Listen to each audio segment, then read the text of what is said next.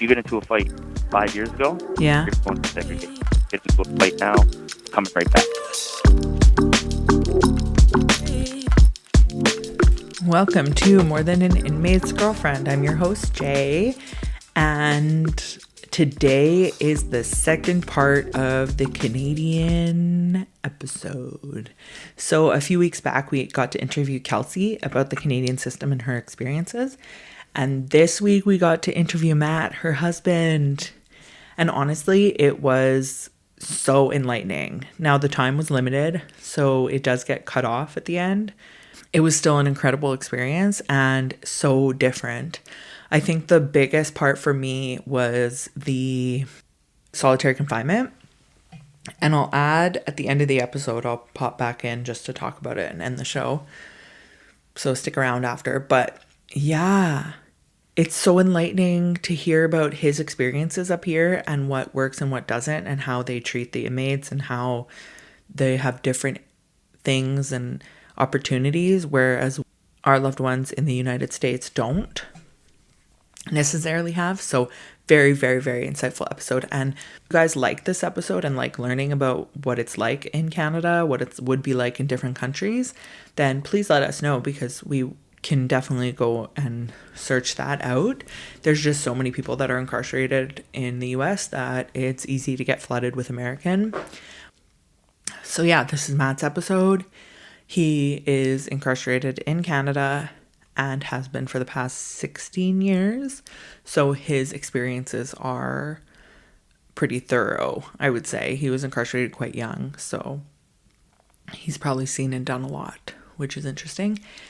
And yeah, I hope you enjoy it and let me know your thoughts. Please remember to follow us on social media, on TikTok at More Than an Inmate's GF, and on Instagram at podcast_prisongf. Please like and follow the show. You can also comment.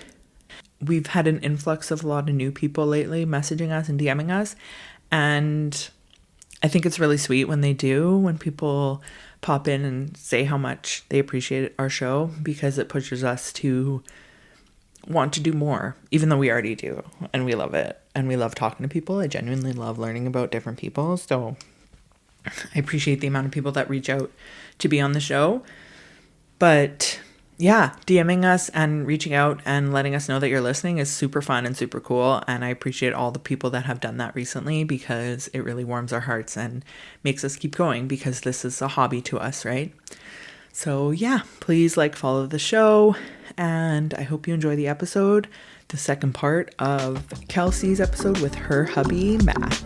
Take care. Bye. Thank you, Matt, for joining me today. No problem. For having me. Yeah. So do you want to walk me through your version of events, how you guys met? Yeah, so I was in maximum security after getting in a little bit of trouble, and it was really lonely, so I decided to go on Inmate Connect, which I was kind of against, but I said fuck it, and I went on Inmate Connect. And it took a little while before I got a response, but I got a letter from this girl, and there was lavender stickers on the envelope, and I don't know, I felt a good feeling about it. Mm-hmm. I wrote her back. Before she actually got my letter back, I had somebody look her up to make sure she was real. Okay. Message her, let her know I got her letter, and we actually started talking on the phone before she got my first letter back. Wow. And why were you against Inmate Connect? Because I just wasn't sure what kind of people were on that site, and if they were on there for the right reason. Yeah. How did you hear about it? Knowing people in the system, getting letters from girls. Yeah. A lot of them are not on there for the right reasons. Really? Yeah. What do you call a wrong reason? For example, I've seen people get letters from girls who are talking to multiple inmates. Oh, yeah. But I've also seen people on there who start talking to somebody. It's very toxic. They're just looking for somebody to spill their drama onto. Right. And it just creates a toxic dynamic. So I wasn't sure that it was for me. That makes sense. Had you done any kind of pen pal before? No, I more or less kept in touch with people that I knew from before. Yeah. People that I grew up with. I got kids, so I stayed in touch with my children's mothers, and right. Those were the relationships that I had previously. Right. Mm-hmm. Did you get any other letters or just hers? Yes, I got letters from other people, Okay. and I either ripped them up or passed them off to other people. Oh, nice. So that's a thing in Canada too, to pass them off. Well, yeah, there's always somebody that's like, hey, I'll write her. Yeah, yeah, yeah. Obviously, we've already talked to your wife a lot about like your relationship and how it blossomed and how you guys just really connected.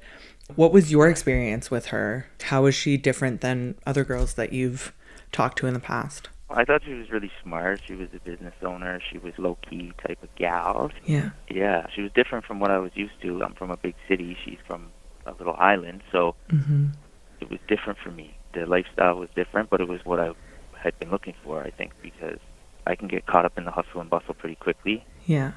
but I enjoy the calm, serene lifestyle, drama-free. Yeah. She made me laugh, and yeah, she's sweet.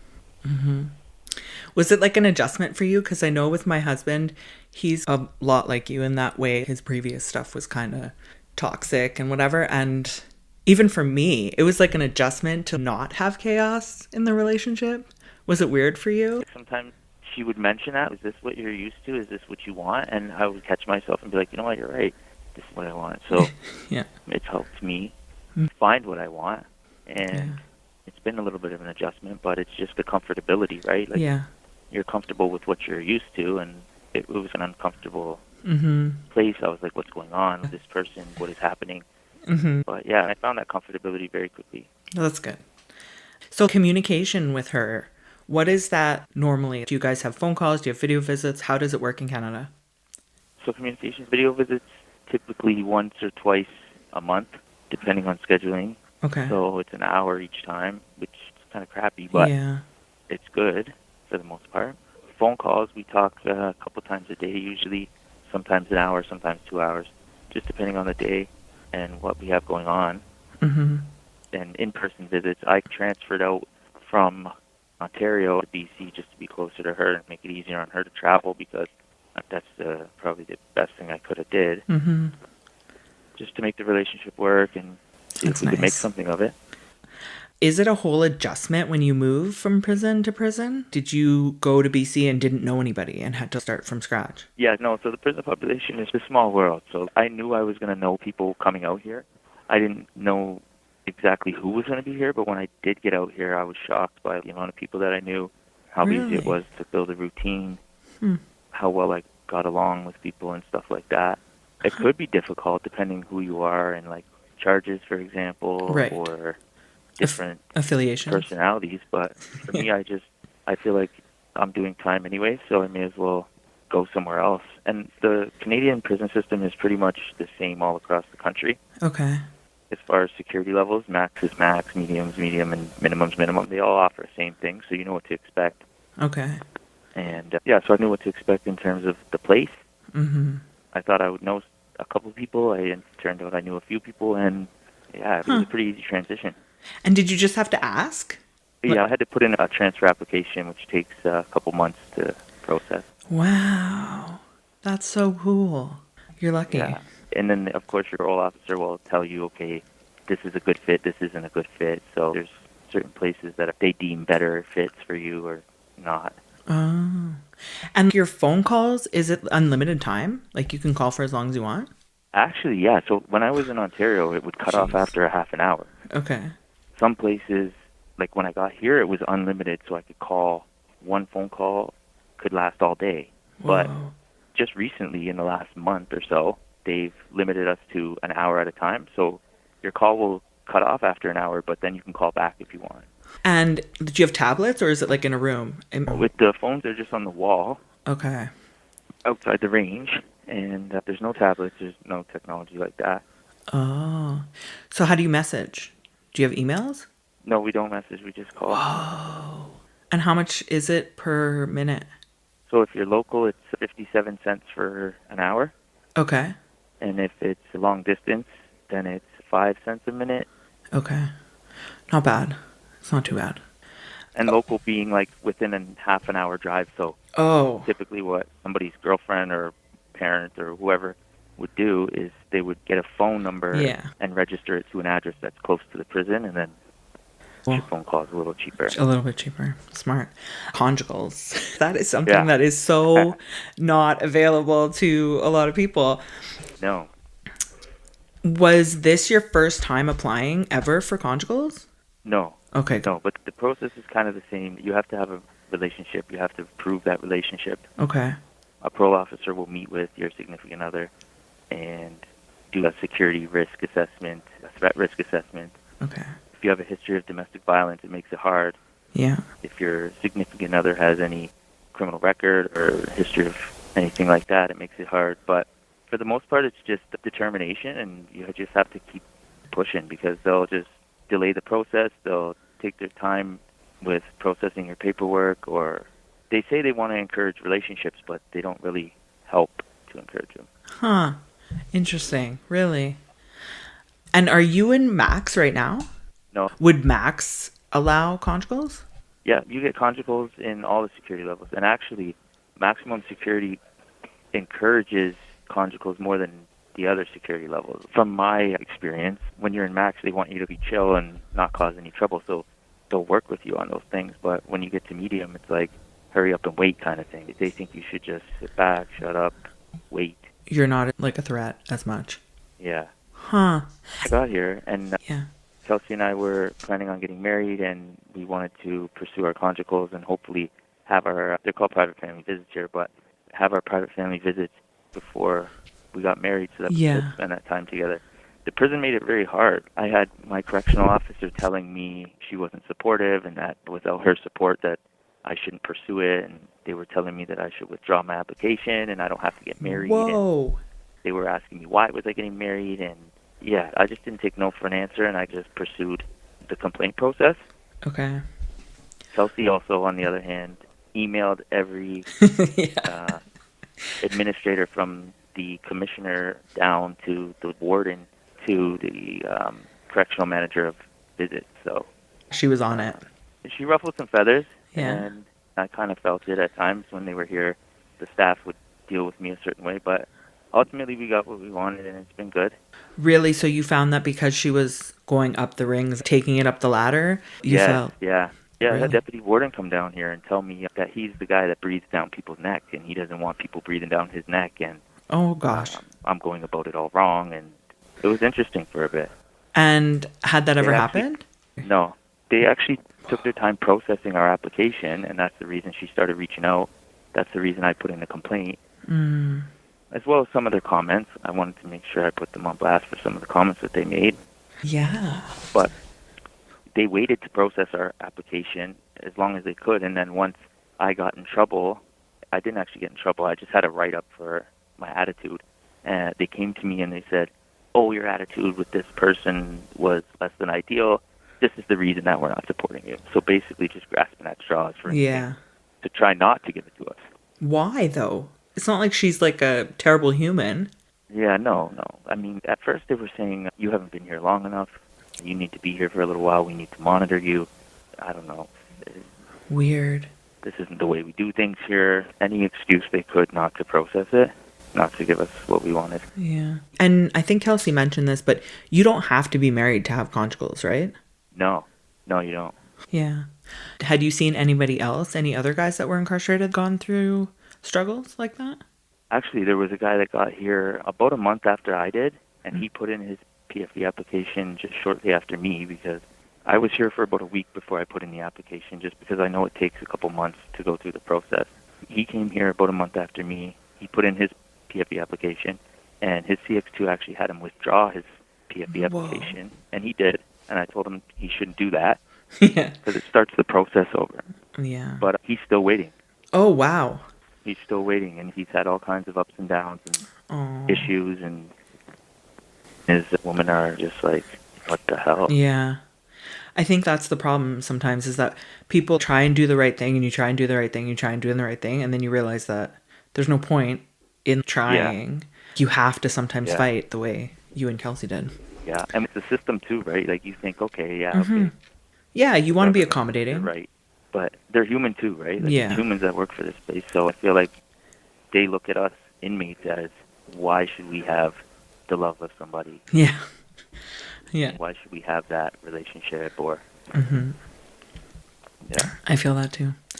Okay, so when it comes to like commissary and getting packages, do you guys have that?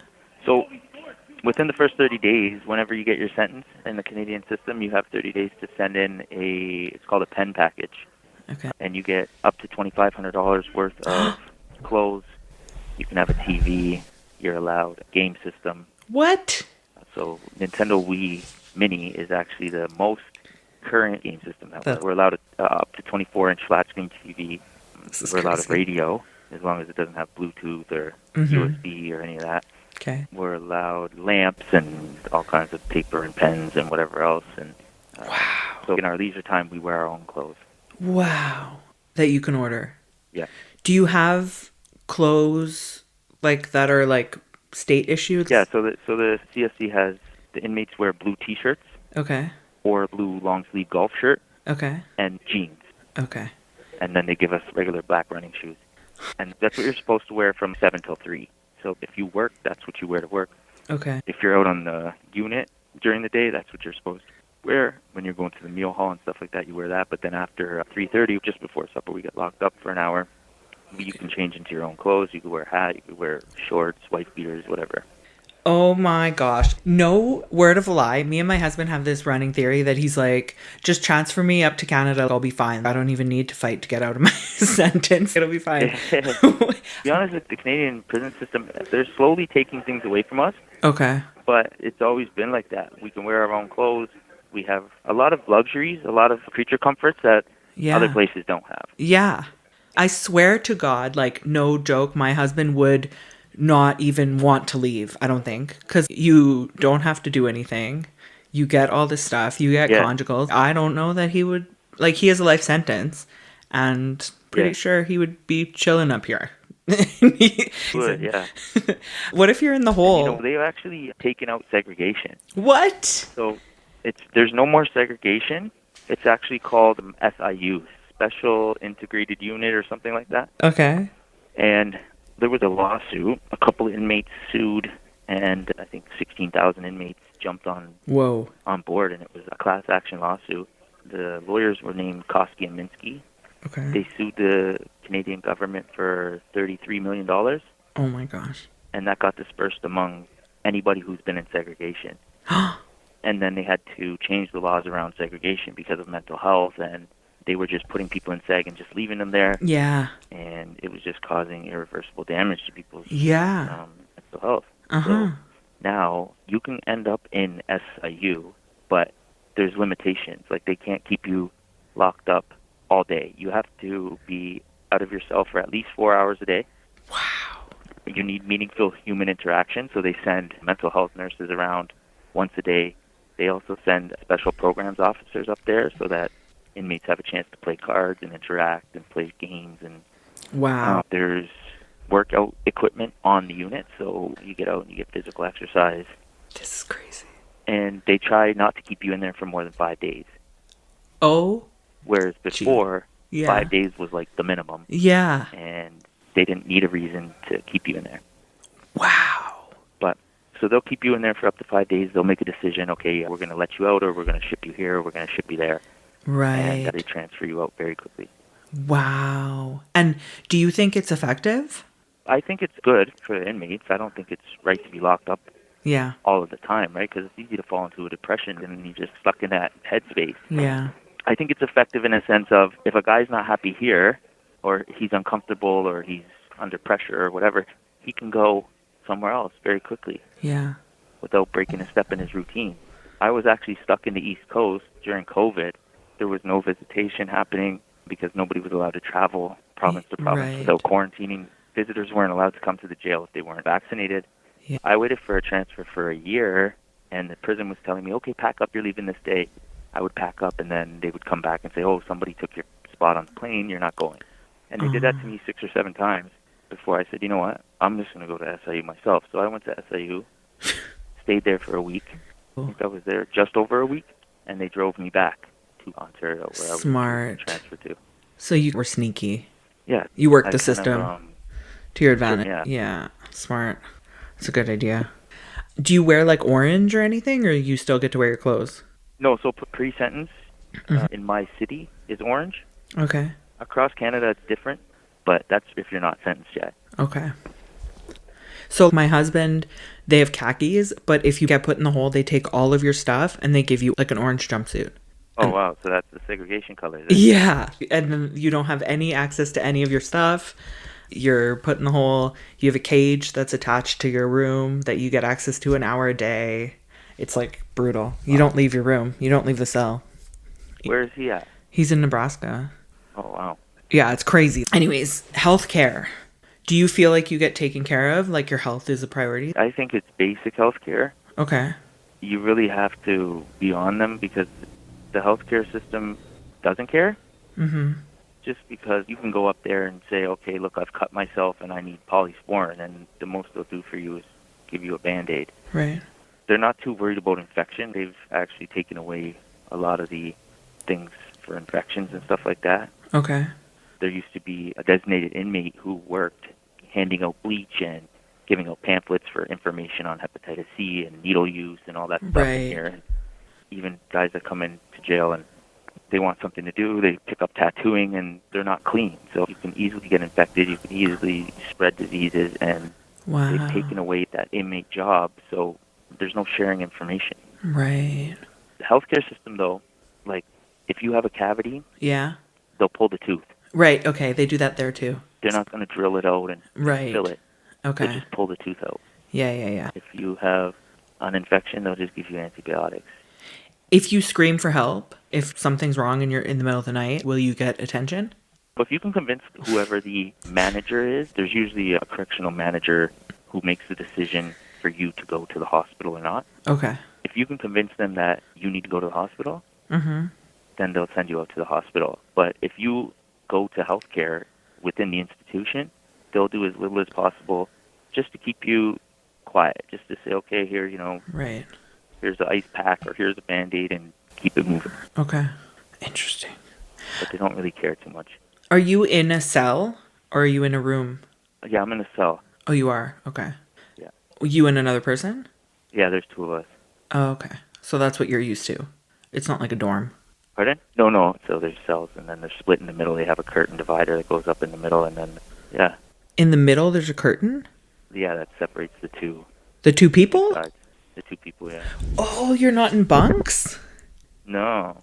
Whoa. No, it's a pretty spacious room. This is actually the first place I've been that's double bunk, like a fully double bunked prison. And I didn't know that coming here, so I probably wouldn't even have came here had I known that. Why? It's just nice to have your own space, right? Yeah. You're able to go back to your own cell and have your peace and quiet and have your room to yourself and not have to worry about your stuff being taken, exposed to other people. So you used to have your own room? Yeah. Wow. Yeah. Until a year ago, I've had my own cell. Oh, that's hard. Yeah. So provincial versus federal prisons. So in the US, they have state prisons for certain crimes, and then they have federal prisons for different crimes, and then they have like jails for like before sentence. Okay. How does it work here? So the provincial system in Canada is pre-sentence. So anybody charged with any crime goes to the provincial system. Okay. Once you're sentenced, if you're sentenced to 2 years plus, then you become federal and you go to the penitentiary. If you get sentenced to 2 years less a day, or if you're waiting for a trial or whatever, then you sit in provincial. Huh. Okay. So it's basically feds. It's pretty drastic. When you go from provincial, where you don't have anything, any of your own clothes, you don't have any electronics in your room, you can't use pen, you have to use pencil all the time.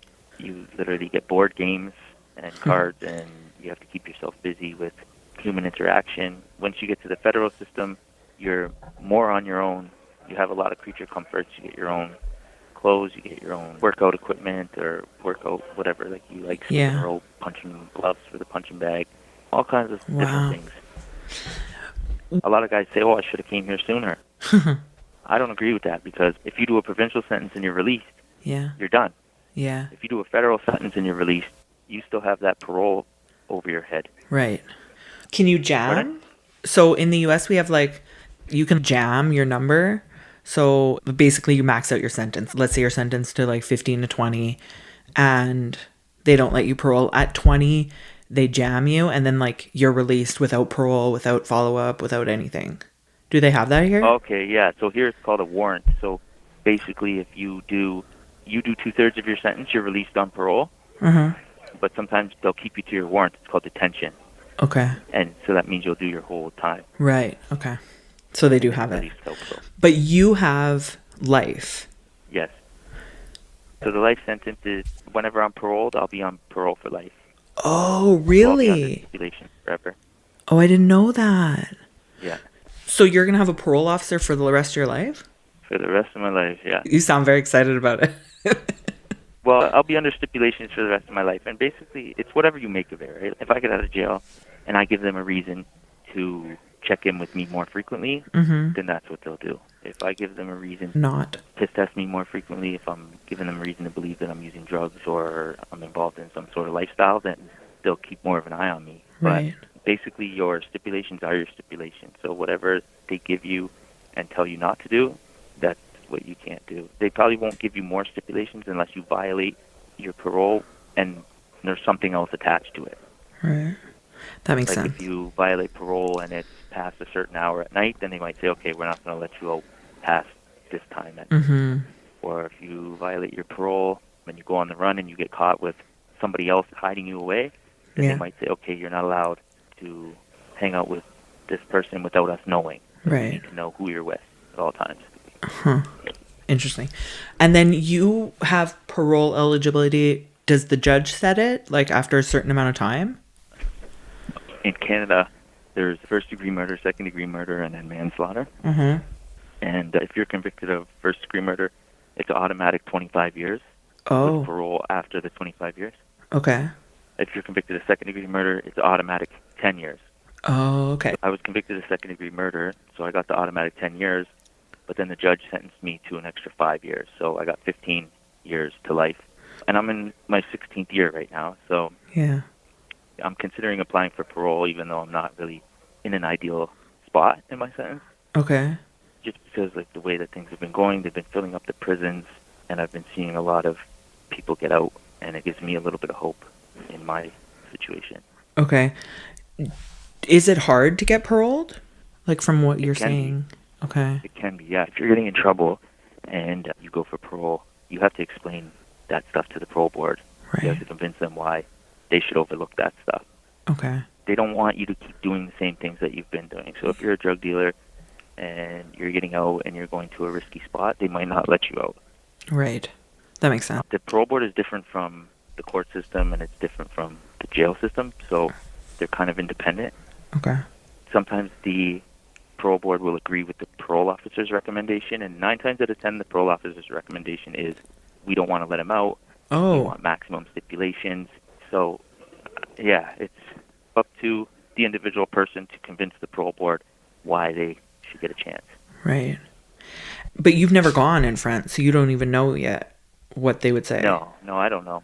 But And- I've seen a lot of people go who Yeah. don't have support, and they've been given parole. I've seen a lot of people go up for parole who, they're not really good speakers. They can't speak for themselves. Yeah. They're not very insightful. Yeah. They can't elaborate on things, and they get denied parole. But realistically, if they could have spoke for themselves, they probably would have got it. Right. I've seen guys go up for parole who you think, hey, he's not going to get parole. And he goes up there and he says some things to the parole board, and they let him out. Yeah.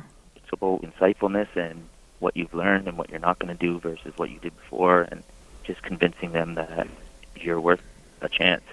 And do you think at this point you're worth it?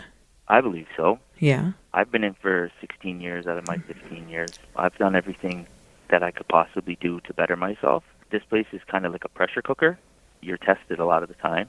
It's human to react to things, Yeah. but I haven't gone backwards. I haven't done anything for them to say that I haven't changed. Right. And just Yeah. keeping somebody in jail for periods that, like, longer and longer and longer, and Yeah. then saying, oh, well, this happened on this day or this happened on this day, like, the severity, I don't know, it doesn't really match the reason why I'm here. Yeah. That makes sense. Plus, then I got kids, I got a wife, I got a family, I got things, people need me out there that Yeah. are a lot more important than what the system needs from me. Yeah. I agree. Are you scared to apply? Is that why you haven't applied? Yeah. Honestly, I'm a little bit hesitant. Okay. I beat myself up a little bit, and I'm thinking, well, hey, they're going to deny me. Or some days I'm really optimistic, and I'm like, oh no, I'm going to get out. And then some days I'm just like, what's the use? I may as well just do it their way, go about it the way that the system wants us to go about it, which is work your way down the security levels and make your way out the door one foot at a time. Okay. Because they want you to go from a maximum to a medium, do all your programs in a medium, go to a minimum. Once you're in a minimum, there's no fences. And then you're doing work releases, so you're leaving the prison to go to work every day. You're building that trust in the community. And that's where they gauge you at. Okay. Have you ever done minimum? No. You've never made it? Would you be close right now? But I've maintained employment the whole time I've been in. Okay. It's documented that I follow direction very well. I haven't really given them a reason to look at me and say, you're a threat. No. And, I mean, you were a baby. You were young when you went in. Yeah, exactly. I was so, yeah.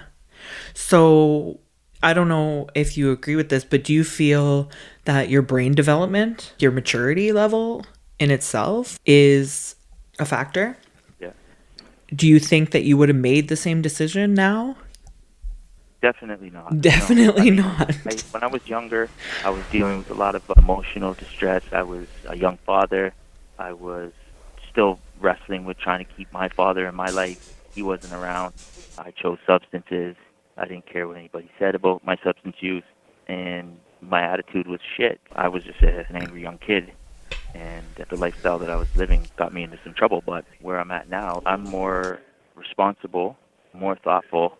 I'm just really trying to job, cut hair. I'm a barber, so I'm trying to open a barbershop one day and build the relationships with my own kids that I wasn't able to keep with my father. Yeah, that makes sense, totally. I was looking at the recidivism rates in Canada and the US, and I knew there was a significant difference between people that reoffend essentially within 5 years after they are released from prison. And it's like night and day. They say in Canada it's like 11% reoffend. Like that's 1 in 10. Whereas like in the US it's like 1 in 3. It's like 67 or 68% of the people will come back. Yeah, it's really high. Yeah. What do you think has worked best for you while you've been in there to rehabilitate yourself? Or just having a perspective on everything, right? Trying to understand every side of things, because a lot of people are so stubborn in their ways. Mm-hmm. And I mean, sometimes it's admirable. Like sometimes you see somebody and they're stubborn and you're like, hey, that's great. I like that about you. Mm-hmm. But it's good to take in all the perspectives. I was actually told recently, and I knew this anyways, but I was told recently by a psychologist of the institution that he wishes more people would just take in the program, take from it what they could, tell them what they want to hear, and keep it moving. He said that's how people are going to be successful, and I kind of agree. You're not going to get anywhere challenging what the system is trying to teach you, right? And they're going to make you out to be a worse person, because they're just going to write reports that's going to go in your paperwork. It's going to say this person didn't accept the program, they were resistant. The case. The system is not here really to help us. Their statistics say the program works if we use the skills in the program, and I'm sure they do. I've actually used the program skills, but nobody's going to use those program skills every day. Yeah. Right? You just got to find what matters to you and make that to be the reason why you're doing what you're doing. And do you have access to a lot of therapy? Did you get a lot of therapy? When I was in maximum security, it was pretty consistent. I met with psychology twice a week. Wow. They were doing assessments. They were doing programs. They were trying to help us. Okay. This prison specifically, the mental health workers really just have like a Band-Aid attitude. They just want to do the easiest thing they can to deal with your issues. Right. That's cool though. At least you got that kind of therapy. What programs do you think helped you the most? What helped me the most is perspective checking. Okay. And trying to understand like myself. Yeah. Trying to understand why I am where I am, how I got there, what was it that led me there, what triggers. were my issues. Yeah, triggers. Where did those issues come from? So, what was the hardest part of your journey? The hardest part of this for me has been the length of time that I've been having to deal with it. Yeah. It doesn't get any easier. It doesn't matter what you do. I feel like I'm always faced with obstacles. I feel like I'm always faced with some sort of stressor. The more I try to get away from the stress, it just comes. The length of time that I've been in, It's dragging. it just gets more and more frustrating because it seems like the more that I try, the less I get, right? Kind of one step forward, 3 steps back. Yeah. Thing.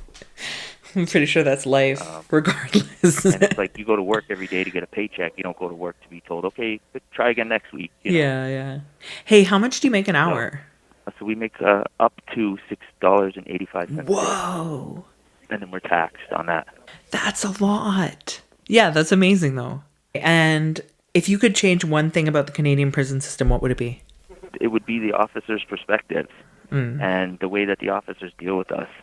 Fair. One officer could be reasonable, helpful, and respectful. Yeah. As soon as there's another officer there that's miserable, angry, and spiteful, they all become like that. Oh, yeah, okay. I see what you're saying. It's hard to deal with all the guards like that. Like, it's hard to deal with them. The culture. They try to say, work with us, give us respect, and we'll give you respect. And it's not always that easy. Is it dangerous? Is there a lot of fights? It can be. Not so much anymore. Since they've taken segregation out, they've spread everybody out evenly across the country and shit, but whoa. It used to be. Not as much as it used to be. Wow. So actually taking out segregation helped? It helped. That's incredible. Because there's nowhere for anybody to go, right? And a lot of times guys are in that fight or flight mode. They're like, okay, either I do this or this is going to happen, right? So it's like, if you get into a fight 5 years ago, you're going to segregate. Get into a fight now, coming right back. Yeah, so they're smarter about it.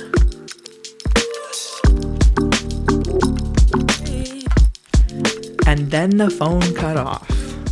Unfortunately, we didn't get to hear the end of Matt's thoughts on that, but I think what he said at the end was probably the most important piece, and I love it so much, about how unviolent it is now that solitary confinement has been eliminated. For those of you that haven't listened to Keith's episode, his loved one, Krista, speaks about West Virginia solitary confinement. The sad part of the whole thing is that there are a lot of people that have spent years and years and years in solitary confinement. And if you could take a second to think about it, I think you would recognize how awful it is. And it's something that I'm very, very passionate about, because I just don't think it's right when I think about all the years that I've spent outside and doing all these things, and to think someone was in a box during those years. So please learn, please be conscious, please spread the word that there are people in solitary confinement in the United States that are spending years and years and years. In Nebraska, there's guys that have been there a decade. And it's not okay. But it's also a decade without any connection. Like, they take everything from you. So you have nothing. I can't imagine the mental anguish of not being able to see your kids grow up, not being able to have any stuff, to be in an orange jumpsuit for a decade alone. A decade. Just think about that. Anyways, but that's irregardless of the Canadian episode. So I hope you guys enjoyed it. I hope you learned a lot. And again, if you want to hear more from international people that are incarcerated and their loved ones, please let us know, because we'd love to explore that side of things if you enjoy it. Okay, take care. Bye.